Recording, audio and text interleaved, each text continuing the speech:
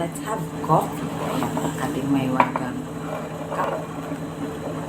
Napakaganda na ginawa ng NR or Noel and Relani Printing. And ayan, kakainin natin itong specialized na, actually ano siya, parang keto food. Ito din yung brand ng cake na kinain ko. Na kinain namin nung may birthday dito. See you dear. See you dear. Facebook see you dear.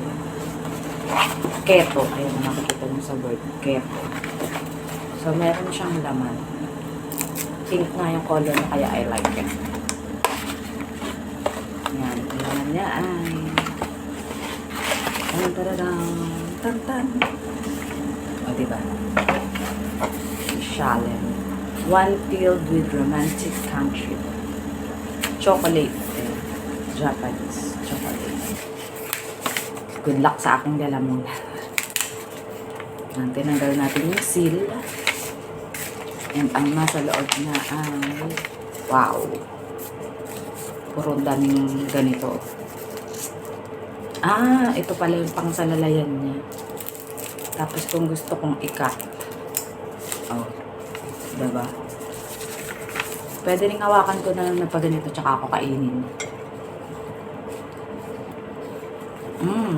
It's purely chocolate.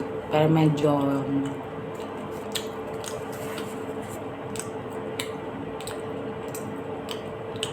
hindi rin siya super sweet.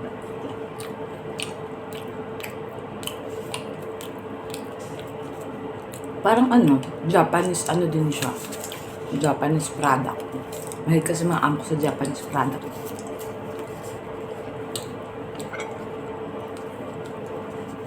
Yan.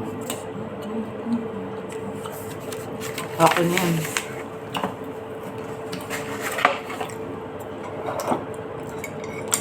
Kain na muna tayo ng konti. Maganda lang sa keto, sa mga keto cake or keto chocolate. Hindi ka masyado mauumay agad kasi hindi siya super tamis.